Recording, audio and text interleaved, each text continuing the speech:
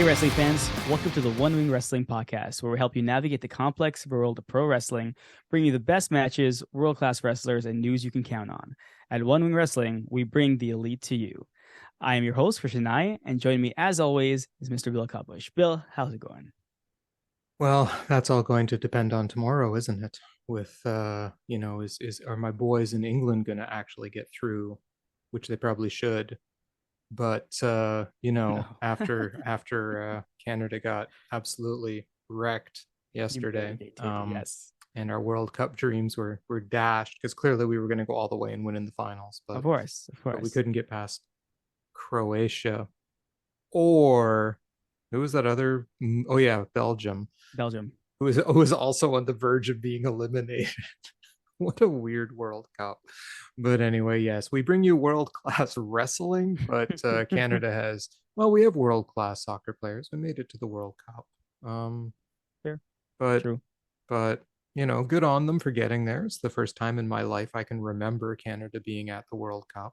I think they've been there before during my lifetime, but I don't remember. But other than that, yes, we had another week filled with wrestling as always. See, no matter Mhm. what else happens in the world, no matter what, and this is why sports sucks next to wrestling. Wrestling will always give you something to cheer about. Fair. That is fair. How This was is your true. week?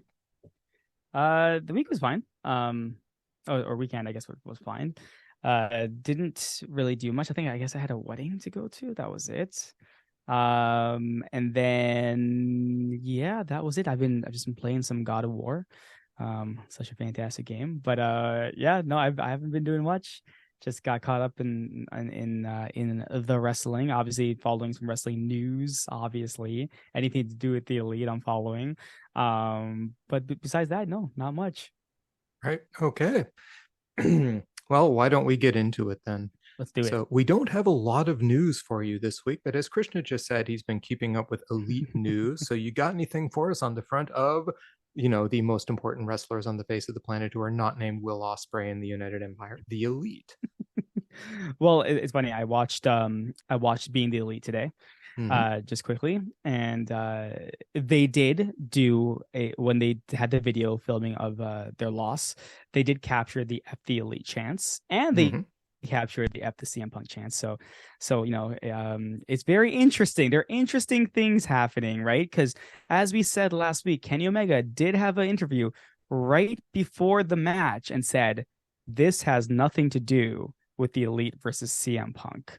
All that is Yes. over with. We are not going to talk about this again. And then in Being the Elite, they kind of backstage they were like, yeah, and if they're gonna give it to us, we're gonna give it back to them, right, guys? And we're gonna cheat. And I'm thinking to myself, what a bunch of clowns. They're so Brandon funny. Cutler with his like, I like cheating. I like cheating. I like cheating, right? So I'm very interested where this is going. But besides that, I mean, obviously last week was Thanksgiving in the U.S., so a lot of the wrestlers kind of wrestled, and then as you know, Rampage was taped after Dynamite, so they enjoyed their actual vacation, I guess. But besides the elite news, I did have a couple things that I thought whether or not to throw it out now or throw it out later to Oh, you. you want to do Dhanai's dirt I sheet? just have a few things I want to talk about on the Well, Denies let's dirt let's sheet. let's hit me up because we have very little else to, but we will be doing our usual, Yeah, AEW roundup. We'll be talking ranking. about that a little later. We're going to be talking about my excursion report, which is largely Stardom based. We'll give you our wrestlers of the week and matches of the week later on. So we got all that coming. But before that, yeah, sure, let's get into it. Let's do Denies dirt Nice dirt sheet. sheet. First up, William Regal heading back to WWE. Could it be, Bill? Could it be? Mm. So reports are William Regal signed a 1-year contract, which means I think he appeared last year at Revolution. So that was the January, March show. I keep forgetting the dates of these shows. So William Regal, 1-year contract. Again, contract has not come up yet. He still has a couple months left on it. But rumors, obviously speculation, ever since Triple H what became the head person WWE, speculation has gone crazy about this. But do you think it's possible William Regal heads back to WWE after his contract's up? I would just like to point out right out at the top, we have no information about this that is anything remotely confirmed. Everything I've seen on this, it's pure speculation. It's just people going, well, he's John Moxley dismissed him, therefore he must be going to WWE, right, guys? Right? First of all, That doesn't make WWE sense. Yeah. fans, take a deep breath and calm down. William Regal is not necessarily heading there. Would it surprise me if he went? Not at all. He's been in the WWE for years. He Yeah. gets along well with Triple H. It wouldn't surprise me. He's done what he needed to do here in AEW, right? They had the Blackpool Combat Club. It's clearly falling apart at this point, right? So, if he goes back to WWE, it wouldn't surprise me. But this is the kind of thing, again, when you hear these rumors, there's nothing guaranteed. There's nothing we really know. And all we know is that in a couple months, William Regal's contract expires. Yep. At that point, he'll make a decision where he wants to go next, and we'll get an official announcement one way or the other. So until then, yeah, sure, go ahead, yak about a possible return to WWE. But ultimately, and here's my question for you, Krishna, does it matter if he goes back to WWE? I mean, what impact does this even have on AEW at all? It has no impact. Like, I mean, at this point, if it's here for him to fuel or help MJF in some way or another for the next couple months, okay. I mean, as I said, this builds a really good feud for Danielson versus MJF, because if William Regal turns his back on Danielson after all those things he said, that would be a really good feud going forward. But does it impact AEW? No, the Elite leaving would have impacted AEW. This does not impact AEW one bit. Like, right. It's saying, okay, it's a manager leaving. It's not even a wrestler. Not even a wrestler leaving here. A manager. Mm-hmm. No, it does not. There's no impact to AEW at all. No, I mean, other than just you're losing a body of wrestling knowledge, but we have bodies of wrestling knowledge. I mean, as the Young Bucks pointed out on Being the Elite, Christopher Daniels, like without him, you wouldn't have the kinds of matches that the Young Bucks put on. So, we have people in the background who are extremely good coaches as it is. Now, losing William Regal, yeah, it might hurt development of young talent a little bit. But that's really the only impact that you're going to have. And it's not like there aren't other people out there who can help. There aren't other coaches out there that you can get, right? Who would be more than willing and more than happy to work with AEW. So, yeah, I mean, that's fine. If he goes, he goes. If he doesn't, he doesn't. And we have no way of knowing one way or the other till the day comes. I'll bet he doesn't even know. Maybe, possibly. Speaking of people in and out, so after we reviewed our match of the week last week, or match of the night, I should say, last week for AEW, we had said, wow, the Elite are the most epic trolls I've ever seen in my life. Like, I've never laughed through a match so much. Like not even a comedy match. You know what I mean? This wasn't supposed to be a comedy match, but they were just literally making fun at everything CM Punk had done, from the messed up buckshot lariat to the biting from Kenny on Kenny Omega, to giving see, when the GTS got hit, I was like, oh my god, what a F you to the fans, or who cares to the fans. And I thought about that. I'm like, you know what, played perfectly, because these guys, you know what, maybe they can't talk about it, but hey, they're wrestling. That's not talking about it. They're just wrestling, right? What they do in the ring is what they do in the ring, right? They're not hurting anybody. They're just joking around, having fun. So I was okay with that. And then, you start listening to certain things. You're kind of like, here are my two thoughts about this. Does this mean CM Punk's coming back, right? I thought about this. Part of me is saying, oh, definitely not, because no way. This is like, CM Punk has too much of an ego for this. But the other part of me kind of says, the minute that Kenny Omega had their interview and said this has nothing to do with CM Punk, and then immediately follows it up with this constantly mocking Punk, I thought to myself, wait a minute, have they come to some sort of understanding? Now, nothing's going to be cleared up, obviously. Have they come to an understanding that, hey, we can make a lot of money on this thing, right? And they've just now poked and poked and poked. And it's if, here, my thought is, if the Elite and Punk were done with last week, we would have got just a Elite versus Death Triangle match didn't have to make fun of Punk. They would just played it up like a bunch of idiots, like they always do, right? And I would have loved it regardless. But they threw that Punk stuff in. They just scattered, they sprinkled the Punk seeds all over, and I'm thinking to myself, oh no, could it possibly? So Bill, could it possibly be CM Punk is returning to AEW after something? He's off for a year, guys. He's off for a year. So remember that. So that was an epic piece of fence sitting. Part of me says one thing, part of me says the other. So either way, I knew it. I was right. Yes, you were right. If that's the case, now, is it possible? Of course. Yeah. Anything is possible in wrestling. Anything. Look, we had Bret Hart and Shawn Michaels hugging a ring. Okay. So anything in professional wrestling is possible. We had the the Undertaker and Shawn Michaels both fight in Saudi Arabia. So yes. Yeah. Anyway, so anything is possible in the world of wrestling. Could CM Punk come back to AEW? Of course he could. Is it likely to happen? Well, Meltzer seems to think not. Okay. I would tend to go with him.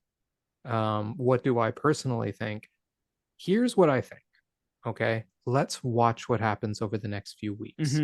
Now, if they continue subtle trolling outside of Chicago, then yes, they're building to something. Because you saw the same thing with Kenny and Will. Subtle trolling at first that built into the match that's coming at Wrestle Kingdom. So they're kind of masters at this. Let's play the long ball, right? However, I think there's a couple reasons why this might not be the case. One, I'm not so sure CM Punk is into this kind of thing. Right? That's what I'm saying. Yeah. There's there's a lot of money to be made, but I think that he actually was upset.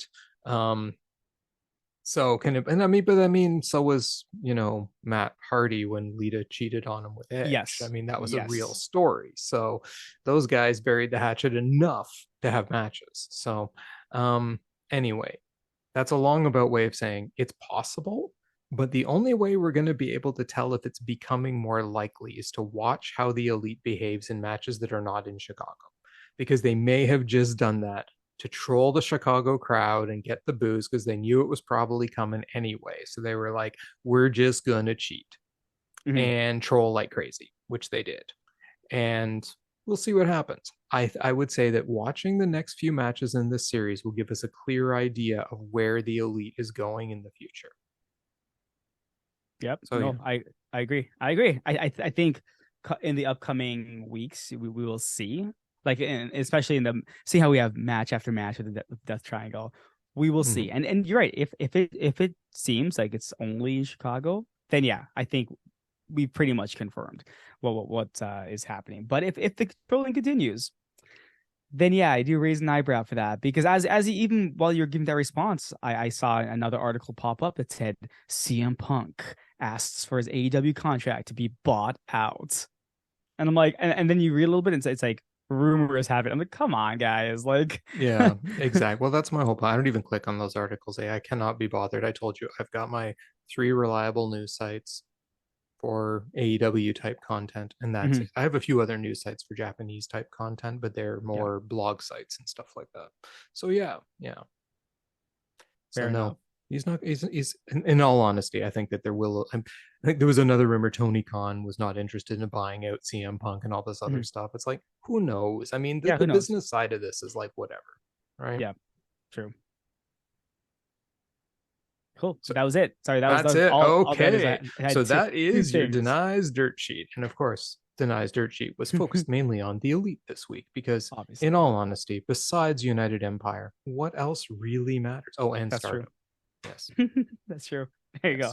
There you go. So speaking of AEW and the Elite, we do have our AEW Roundup this week. So what do you got for us, Krishna? I did watch all of Rampage. So nice. So matches to watch this week. Let's start off with like dark elevations type matches. One match you may want to check out. Now this might not be as good to you because you have been touring with Stardom. But on Dark, it was Skye Blue versus Ty Melo, right? Who I keep forgetting is Melo, and I keep writing down Conte every single time. It was a good match. It was you can tell they both have improved. And you were right last week when you said Skye Blue's improved a lot. She really has. Like the match isn't too long. Ty Mello wins, obviously. But it really shows you like, hey, AEW, they have some really great female wrestlers. So yeah, just a quick match to check out. Also, if you want super quick matches, you can also watch Roosh versus Leon Ruffin, where I'm thinking if the match went 30 seconds, I was being generous because he absolutely just destroyed this poor guy. Like the bell rang, he was done. He was like dead. So, but I love Roosh, right? And that's why I'm like, every time I get to promote Roosh a little bit, I always will. But the match check out on Dark, well, she does two. Wheeler Yuta versus Kevin Matthews, right? Or KM or whatever they're calling him there. Good match because Yuta kind of, first of all, shout out to Wheeler Yuta to having some of the best theme music that AEW has. But like Yuta immediately, obviously this Kevin Matthews guy kind of like is bigger than Yuta. So he kind of played that kind of like big versus little. So watching Yuta kind of try to fight back and like he's so technical in his wrestling, it's kind of scary. Like he is really, really good. I don't give really enough credit, but he's really, really good at wrestling. Obviously Yuta picks up the win, but this match was really good. You should check it out.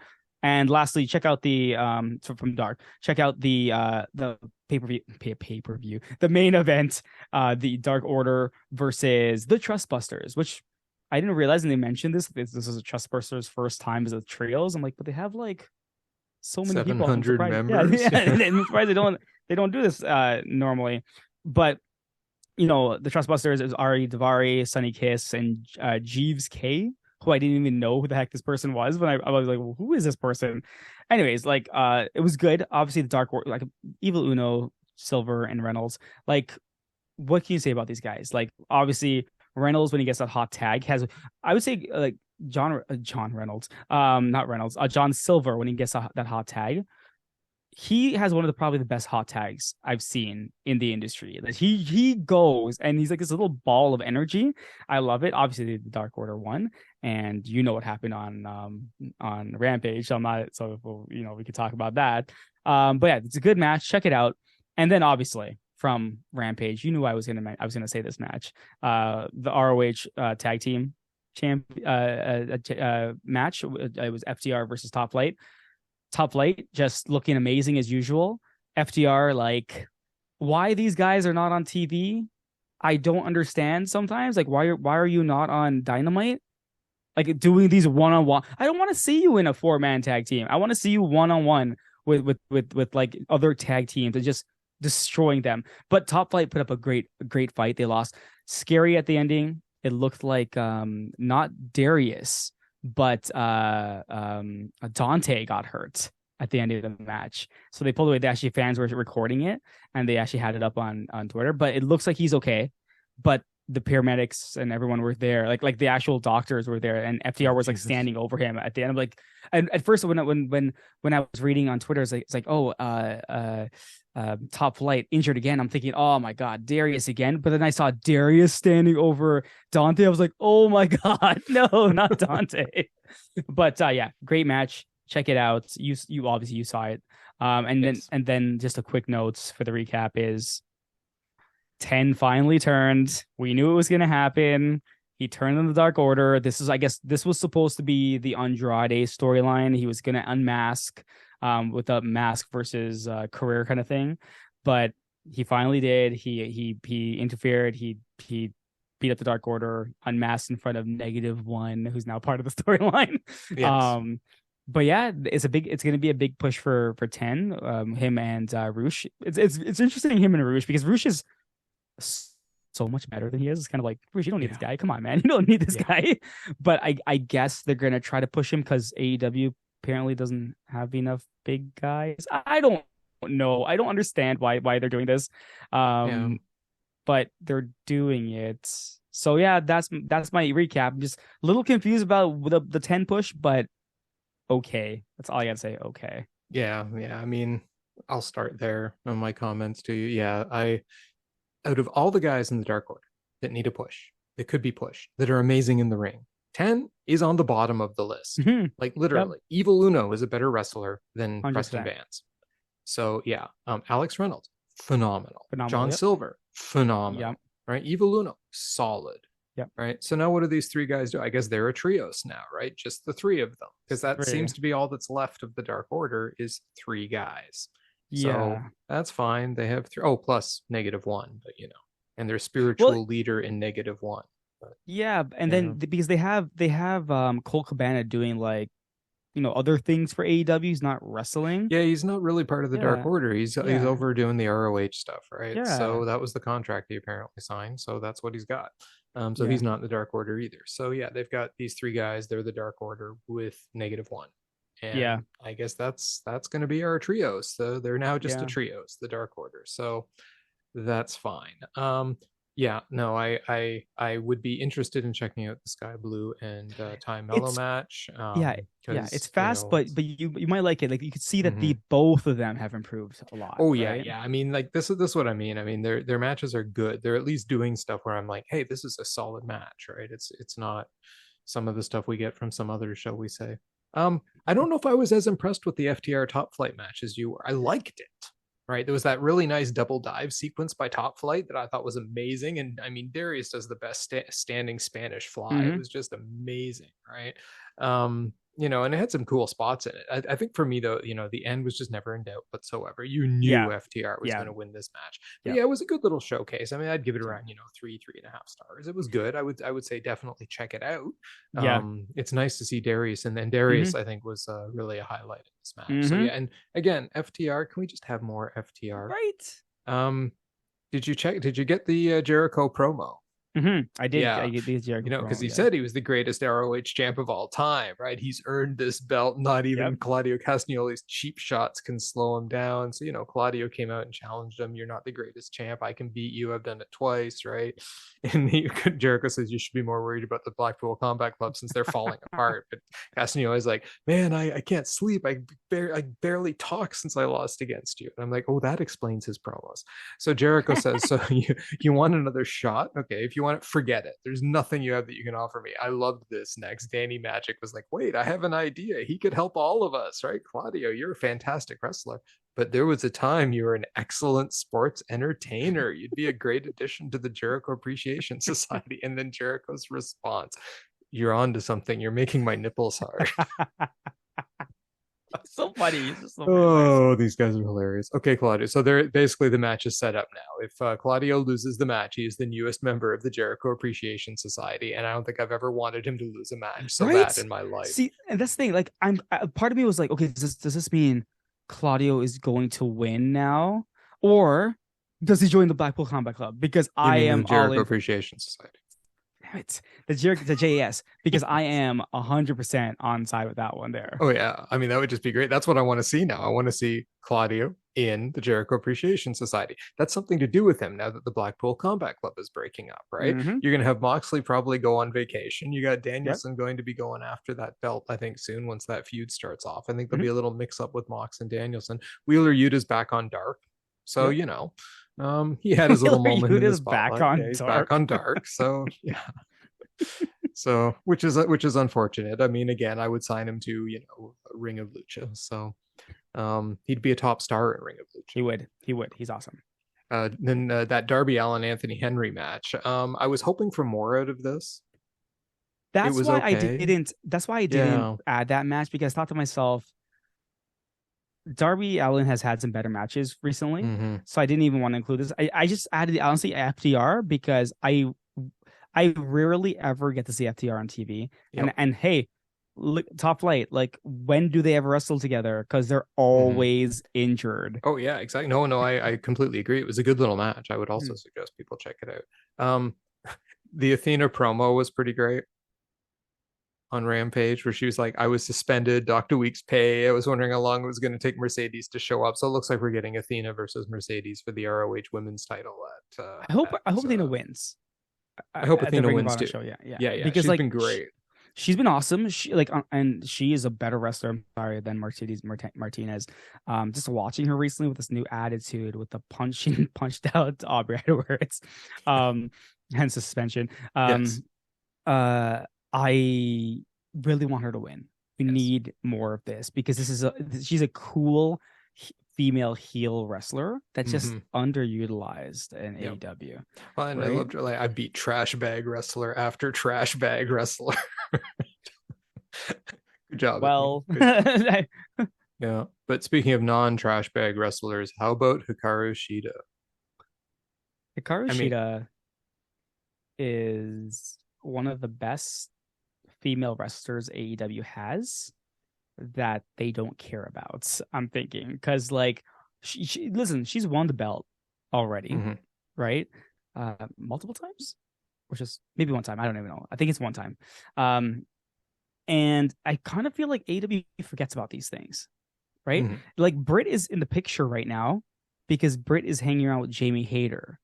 Yeah. Do we forget that Britt had carried the company on her back, literally, through the pandemic as a champion, and she was she is, if not the best champion, right? Like one of the best champions that we've had. So, like, where would Britt be if she wasn't hanging around with Jamie Hayter? Right? This is what I'm thinking. Do you what's it hurt to give more storylines? No, you're too busy talking about Cargill and Bow Wow.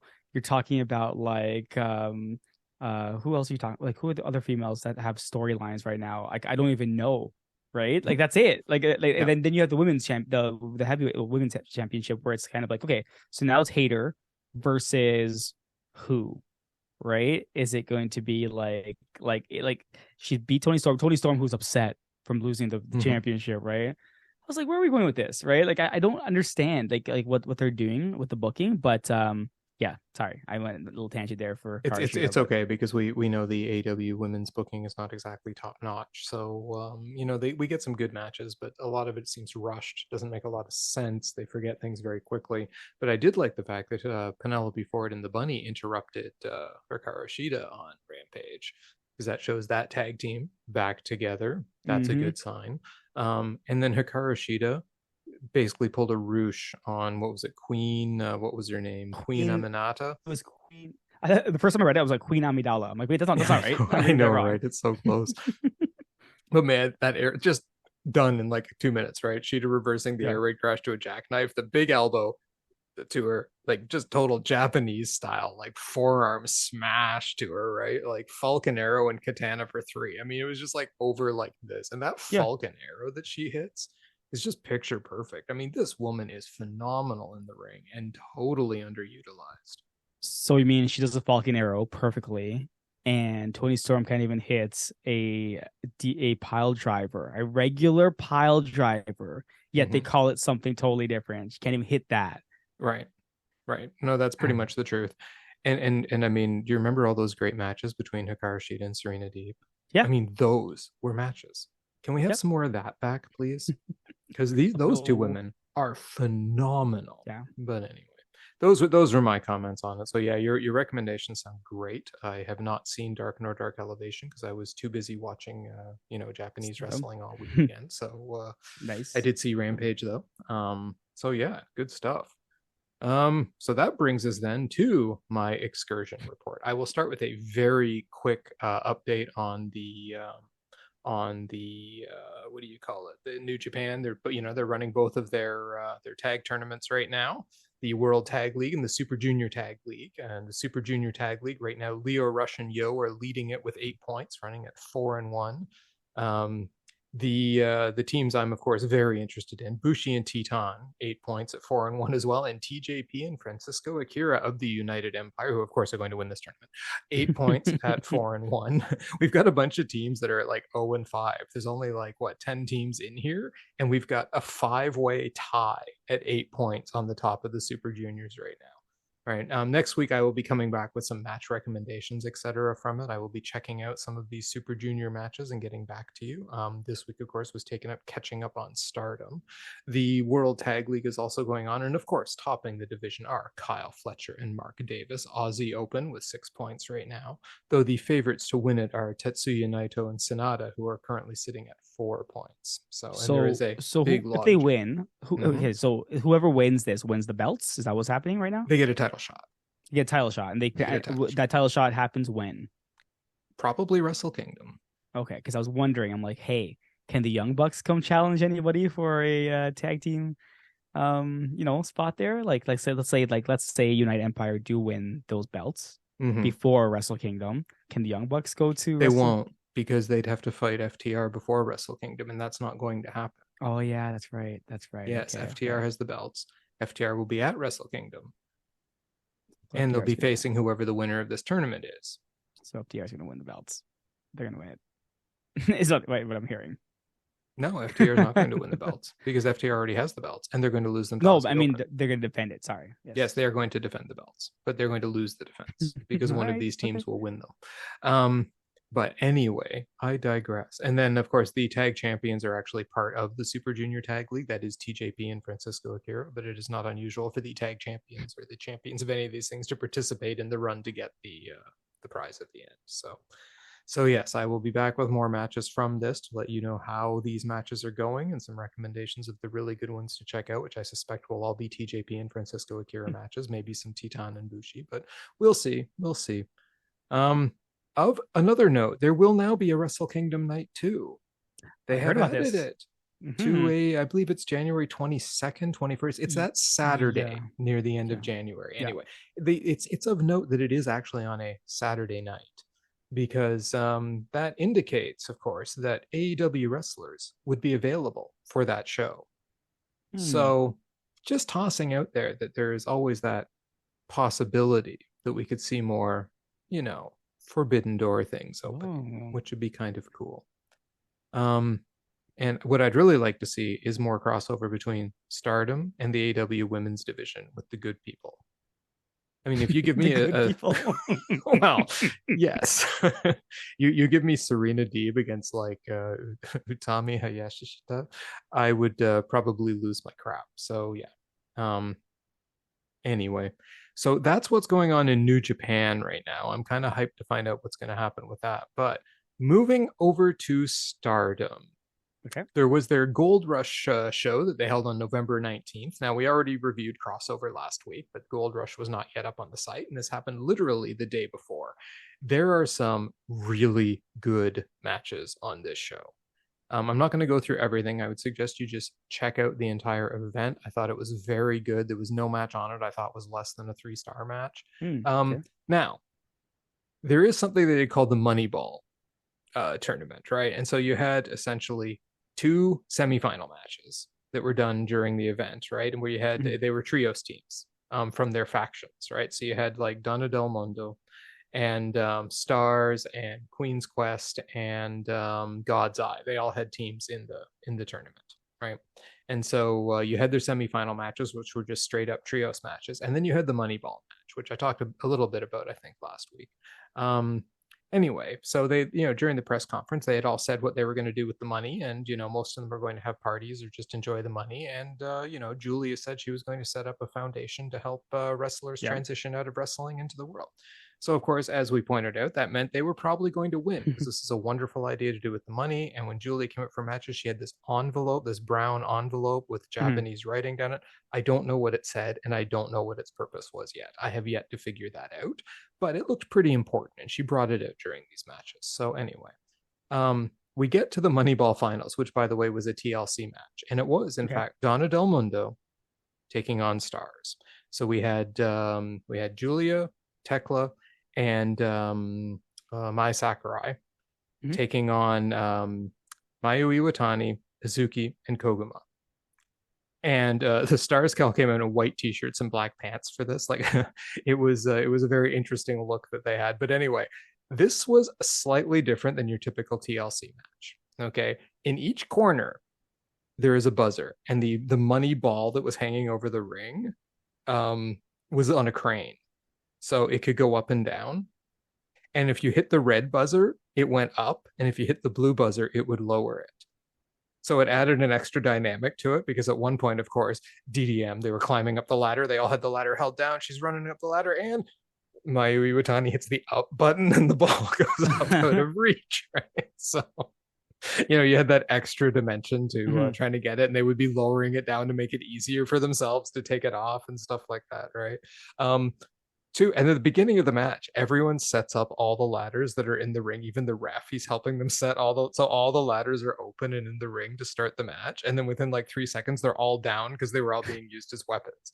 So yeah, there were these women though worked their butts off in this match. At one point, Donna Del Mundo threw Mayu into Koguma into a stack of chairs, like a pyramid stack of chairs outside, and it looked like she was dead.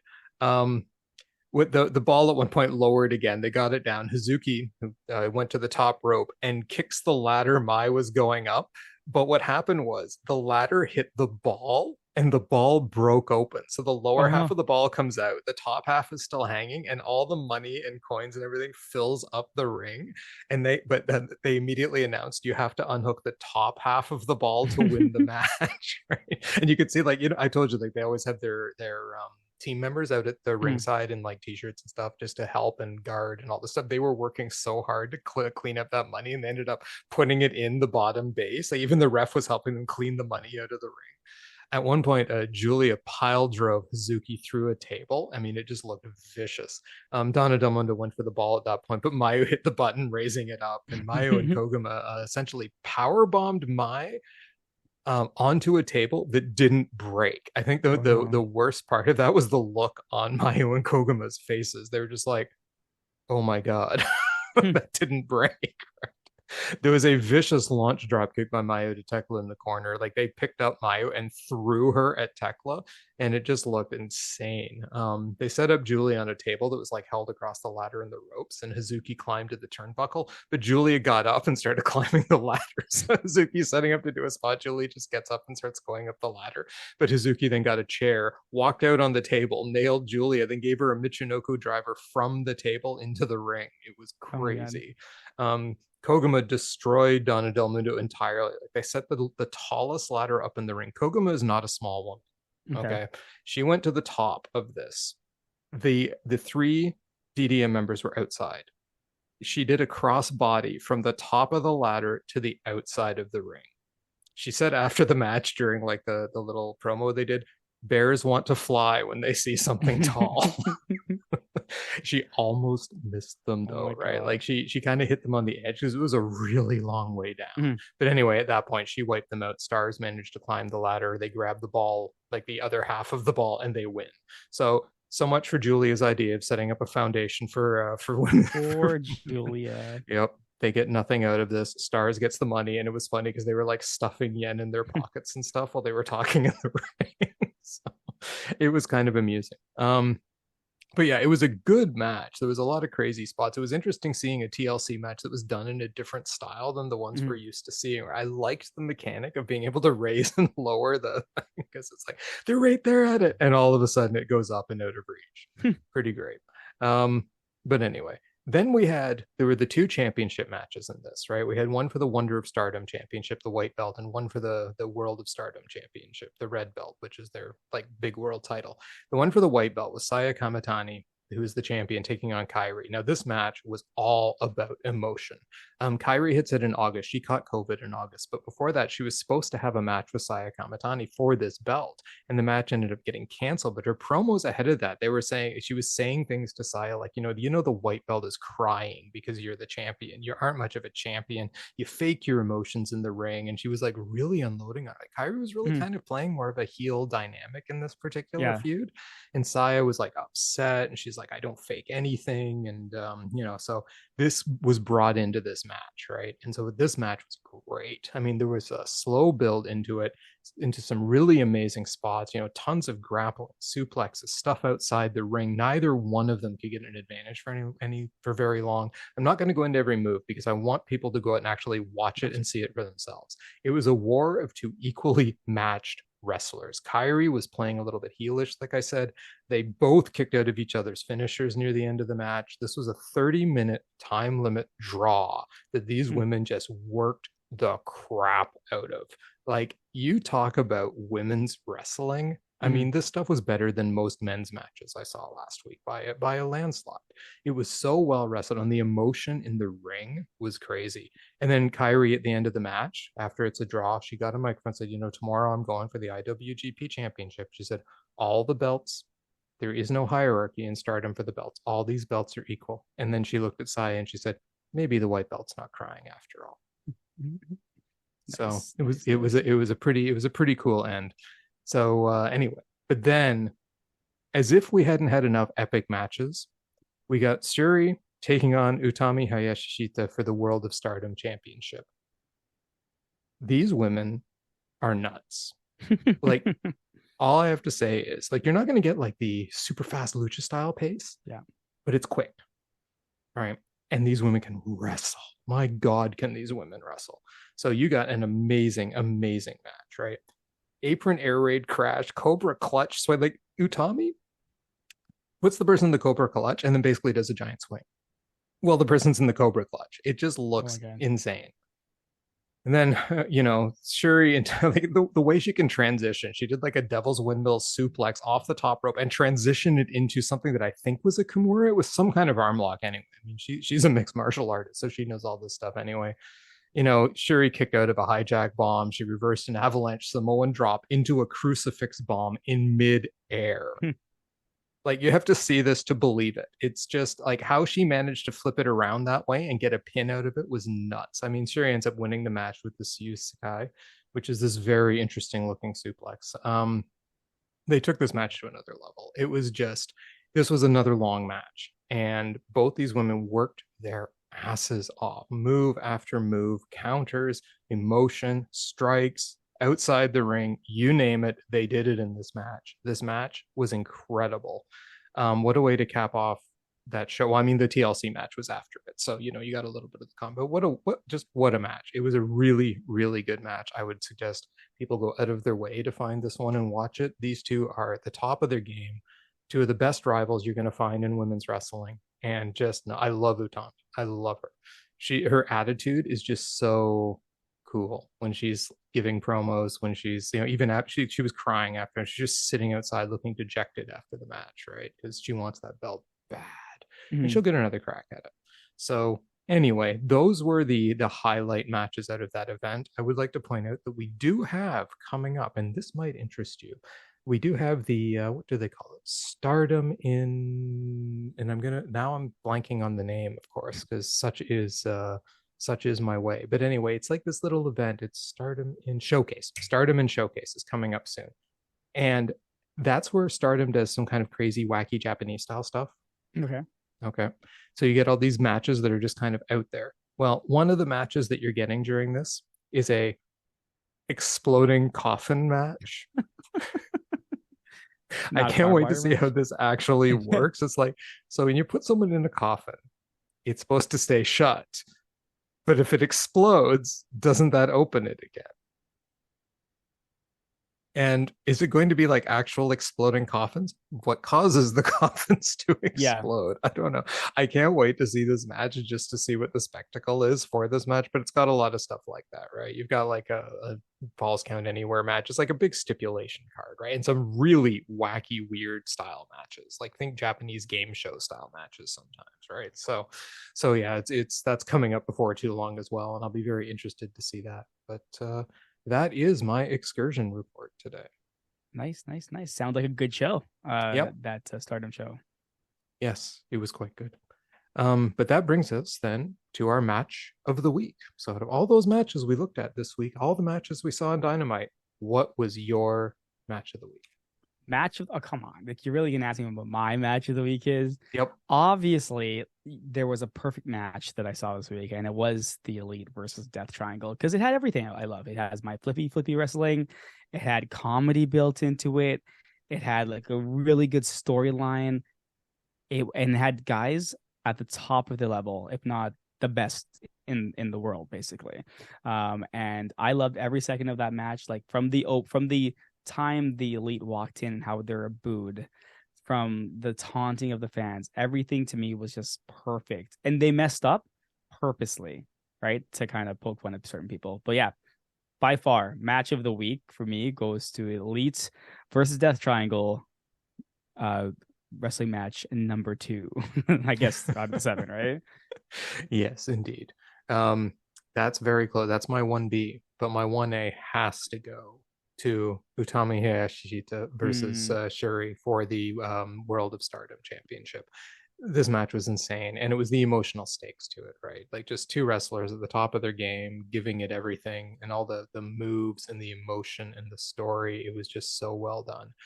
The Kyrie Saya match would also get an honorable mention here too, but and of course, like I said, the one B is my boys and my other That's boys right. That's taking right. it on. So I seem to have a lot of groups of boys. I'm getting worse than Dalton Castle. I have now three of them. What's that? Anyway, but anyway, yes, no, the Utami and Syuri, I will watch them fight anytime, Nice. anywhere. Just give me more. Great feud. So yeah, and that brings us to our wrestler of the week.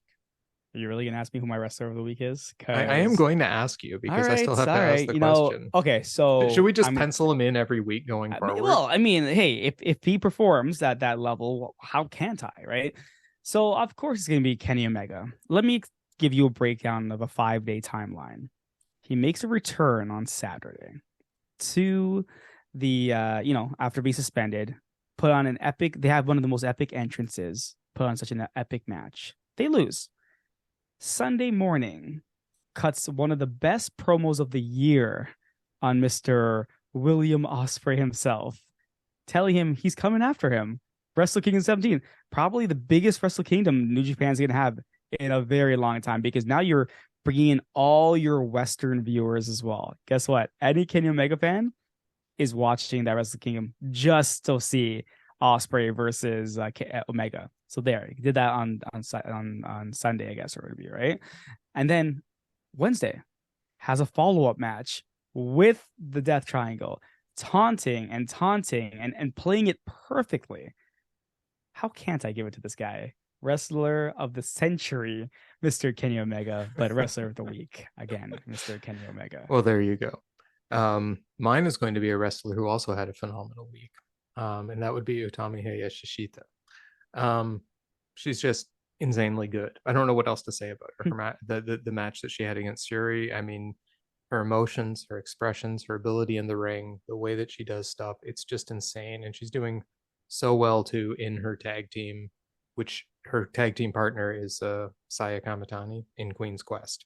So they're Aphrodite, the tag team, and my God, are they good? And so the matches they've been putting on too during the tag tournament are also quite good. I mean, those two are Nice. just nuts. They're two of the best wrestlers on the planet right now. So it's I mean best wrestlers. I'm not even Yeah, qualifying that with wrestlers. like Yeah, male. I'm saying best yeah, wrestlers on the fair planet. enough. This is why I would love to see like an AEW Stardom crossover, because I would love to see someone like Serena Deeb take on a new Utami Hayashishita. It would just Mm. be insane. So yeah, she is my wrestler of the week. Um, I'll watch just about any match she's in. She's great. She's amazing. Good job. But again, Kenny Omega would be my 1B for all the reasons you named, right? Sometimes I just need to be a little different. That's all. I That's can't just true. come here and say I'll Kenny try. Omega every Listen, week. listen. This week I'm going to try hard not to give the rest of the week to any of the elite. I will make that my goal for this week is next week when we have the sit show, I'm not going to give rest of the week to any of the elite members. So I'll make that my goal for the But what week. if they legitimately are? One of them Well, if they legitimately are, is. then I'll make an argument for it. But I am going to try to look past my love for the elite. It's hard. I know. It's tough. Yep. It's true. Well, that about brings us to the end of the show this week. You can go and check out the Stardom matches, check out some stuff on Rampage and Dark. We would highly recommend you do that.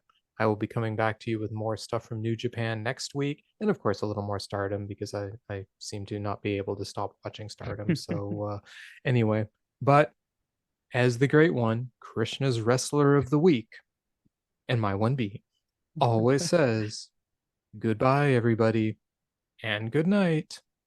Bang. Night, everyone.